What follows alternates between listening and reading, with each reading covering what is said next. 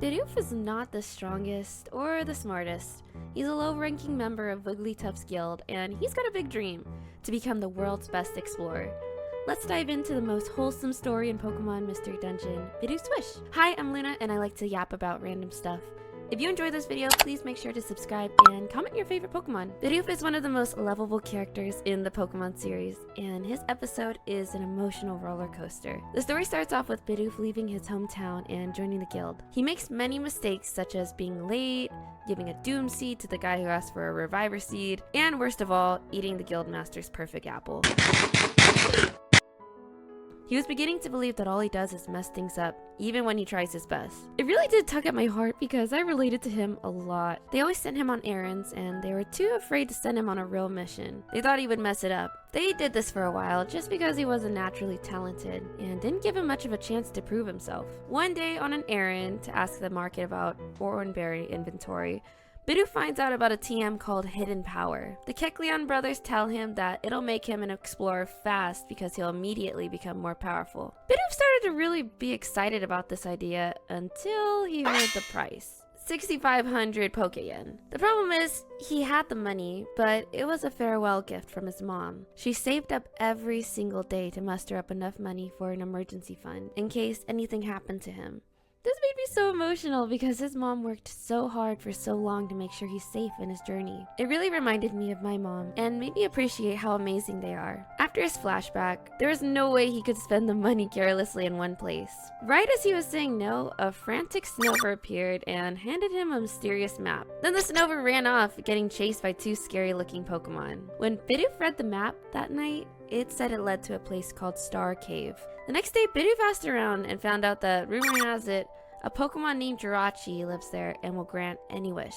Bidoof keeps this a secret and decides to embark on a journey with Snover to the cave alone. When he had to lie to the guild about why he needed the day off, I felt really bad. They cared for Bidoof, but they never let him feel comfortable enough to be able to tell them the truth. I'm sure Bidoof thought that they would try to stop him or give the mission to someone else. His last thoughts before leaving were he wouldn't have to mess everything up for everyone anymore, and he wouldn't be a burden. This is a very realistic feeling for anybody. It's so frustrating not being as quick as the people around you. When I first started my job, I was exactly like Bidoof. It was isolating and an uphill battle, but over time, with good mentors, I made my way and I eventually felt like I caught up. Shortly after talking to Chatot, Bidoof heads out with Snover for Star Cave. Unfortunately for Bidoof, the whole thing turned out to be a giant scam. Snover and his thief buddies watched Bidoof earlier take out his stash of Pokeyen at the market, and they wanted to mug him, but they didn't want to mug him right then and there, so they decided to lure him with the map and get him alone. They were planning to beat him up and pretty much take everything. Playing through this part really made me think. In the world, there are really people that'll lure you in for bad intention, scam artists, thieves. This kind of stuff doesn't just happen at Bidoof, so definitely take this as a lesson to not trust so easily and always be on your guard. The world's a scary place. Luckily for this world, things always seem to work out. The guild shows up and saves Bidoof. Bidoof was acting kind of suspicious, so they decided to follow him. Thank goodness that they did, because my heart would have literally broken if anything happened to this cute little guy. The guild talks to Bidoof and lets him know that he's loved. Bidoof feels bad because he caused them all trouble again, but the guildmaster gives some pretty good advice. He said, "You're worried about failing, but that's how everyone becomes stronger. Failure is nothing to be embarrassed about." This was such an important lesson to always keep with me, and hopefully you guys too. It's okay to take life at your own pace. Be patient with yourself and be kind to the people around you. You never know what battles somebody else is facing. Life isn't a race, so don't compare your journey to others, and have fun. Do your best. The story doesn't end here. Wigglytuff creates an opening to explore further into the cave. The guild was getting excited about the thought of all the wishes they could make when they complete it. Unfortunately for them, Wigglytuff decides that this is Bidoof's journey. Only he can go through and see where it takes him. This is such a critical moment because for the first time, they all believe in Bidoof. They trust him to make this journey on his own. And they know that no matter what, mistakes and all, it's his time to go out there and try his best. I feel like maybe a lot of parents might relate to this lesson.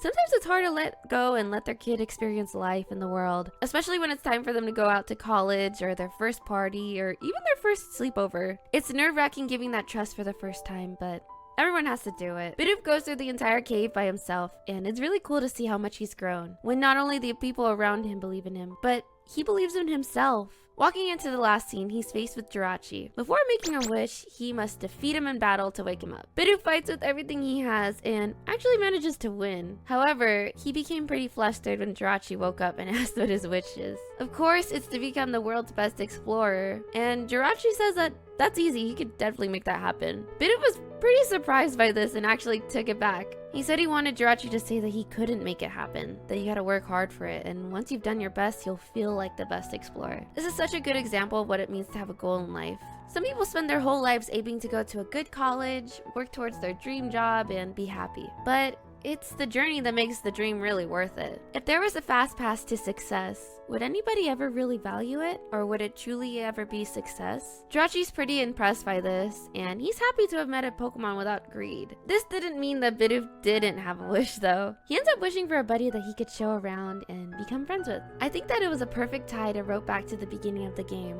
where the main character is introduced to Wigglytuff's guild. You meet Bidoof, a Pokemon who's so excited to become your friend, because that's what he's always wished for. This was one of my favorite Pokemon stories growing up, and I think that Pokemon Mystery Dungeon Explorers of Sky was the most underrated, amazing game that Nintendo's ever came out with. The writing is timeless, and the characters are the best. I hope I can make more videos on it in the future so more people can see how great this game is. My name is Luna, and I yap about random stuff. Thank you so much for watching, and if you made it to the end of this video, please be sure to subscribe. Bye!